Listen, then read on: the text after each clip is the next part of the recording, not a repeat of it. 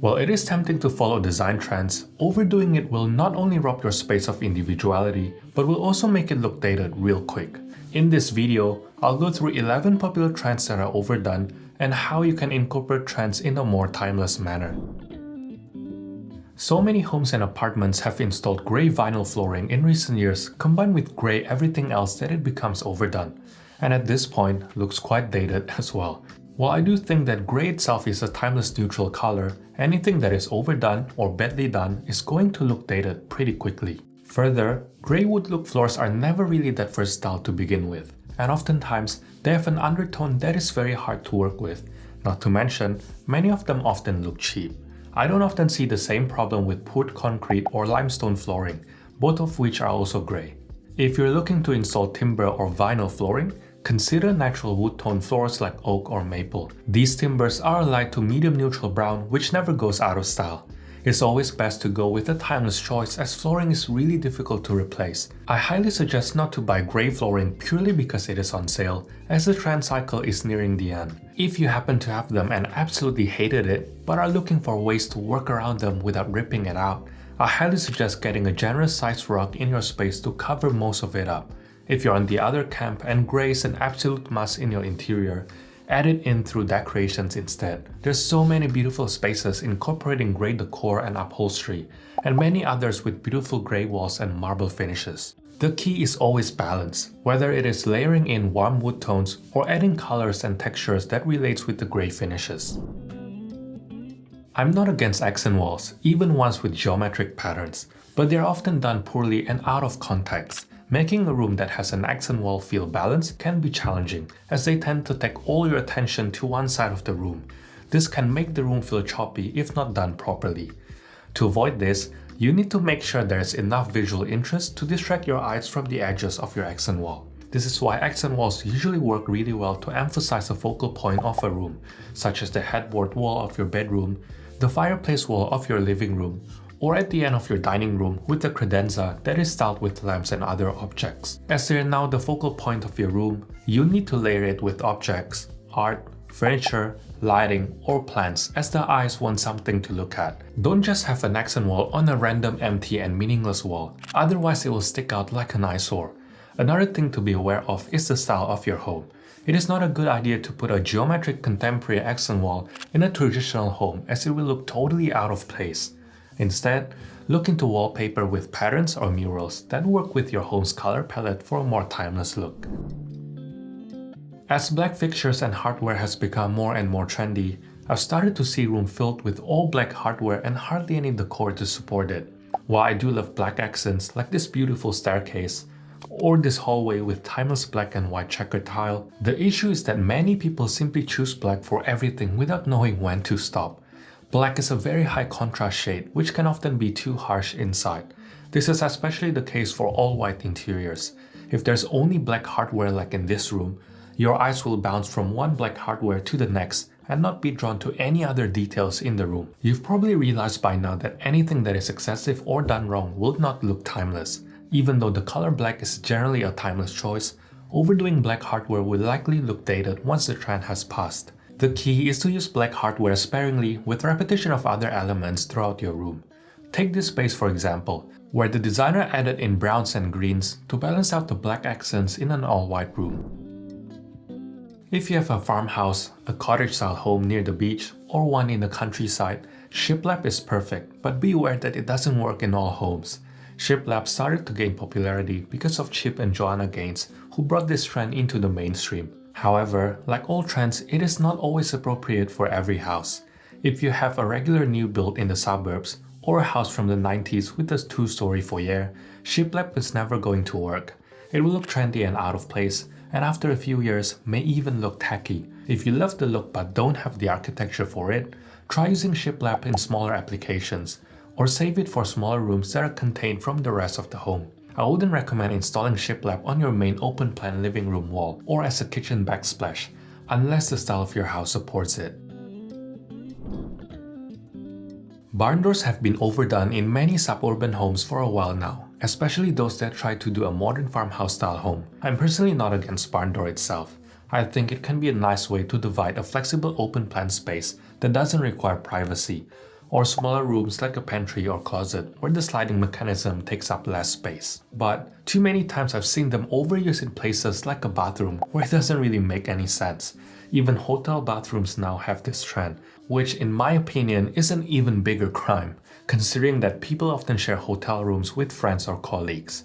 Due to the way it's built, there's often a small gap between the door and the wall, which means they'll often let through sound and smell. As you can imagine, this is not ideal for those times you need some privacy. A pocket door is a great alternative for small bathrooms that don't have space for a traditional swing door, although I understand that it is much more complex to install. If you're about to renovate or decorate your home, be sure to check out our new space planning cheat sheet.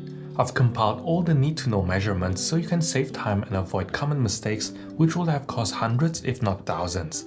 We've also bundled them with our shopping list and interior planning template, so you'll know where to shop and have your own project manager who can keep track of your purchases and budget.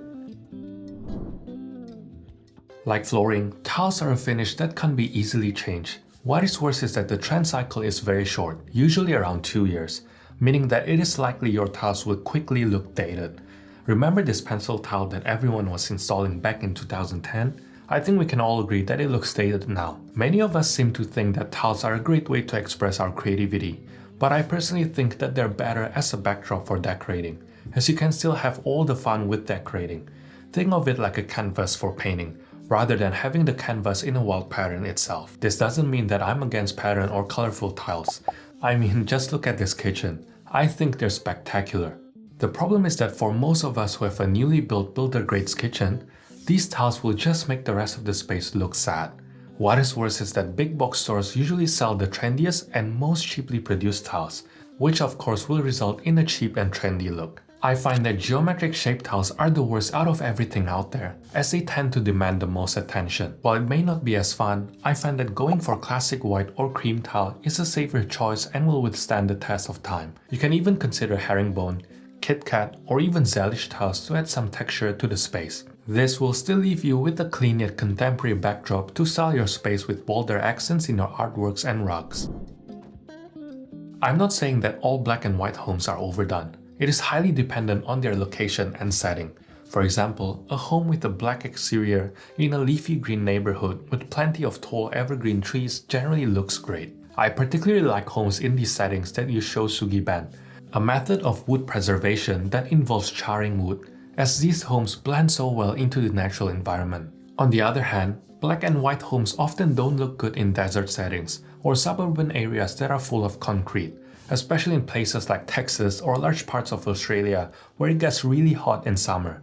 Yet, I often see newly built neighborhoods without any greenery, all black roofs, in places where it frequently hits above 40 degrees Celsius in the summer. Even worse are the random black and white homes popping out in various neighborhoods, which are done completely out of context.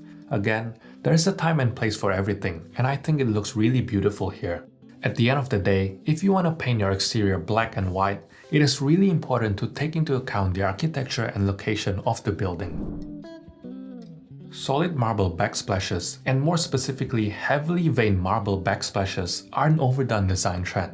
They can be pulled off beautifully in high-end designer kitchens, but it is almost impossible to do them right in a builder's grade kitchen on a budget, especially when there hasn't been much consideration of the colors that are present in the marble veins. It never looks good if there are, let's say, brown veins in the marble, and this color has not been picked up anywhere else in the interior. The marble ends up looking random and completely out of place. Overall, I find that this is a trend that has not been executed well in most kitchens. If you do like the countersplash look, consider a finish that is more quiet, instead of a heavily veined marble that often looks busy. Similarly with bathrooms, don't put quartz or porcelain tiles with over-the-top veining. I'm not sure about you, but I honestly think it looks ridiculous. Word signs like live, laugh, love, or eat in the kitchen always seem to make their way into the ordinary person's home, but you'll never see these signs in magazines or high-end designer homes. None of these word signs add anything meaningful to an interior. All they do is create a sense of cliché, and they don't even look good in the first place. If you have any of these cheesy quotes hanging around, consider replacing them with artworks or murals on the wall. RGB light is one of those things that, when used properly, can actually enhance the mood of a space, but it is very easy to go overboard and actually do the complete opposite. I personally think that it should only be used in self-contained spaces, like a movie or games room, or in specific situations like a Christmas decorations or when hosting a party. A purple light in the kitchen for everyday use is definitely not something that I find interesting. Having said that, a recessed strip light with standard warm light can be a really interesting addition in places like the kitchen and bathroom or under shelving, while also providing some form of illumination. They can also be a great way to add some accent lighting and highlight architectural features in your space. Modernizing a dated home is one thing, but completely ripping out details from a period home is a waste. Even worse is when everything is replaced with trendy finishes without any regards for the architecture and the history of the home. There are many ways you can modernize a home while preserving its details and showcasing its rich history and architectural beauty. I always suggest working with your home's architecture instead of against it, to ensure that whatever you choose is appropriate and will not look dated in a few years' time. If you found this video useful, be sure to check out these two-part videos on impractical design trends. And don't forget to give it a like and subscribe to the channel for more design advice. Otherwise, thanks for watching, and I'll see you in the next one.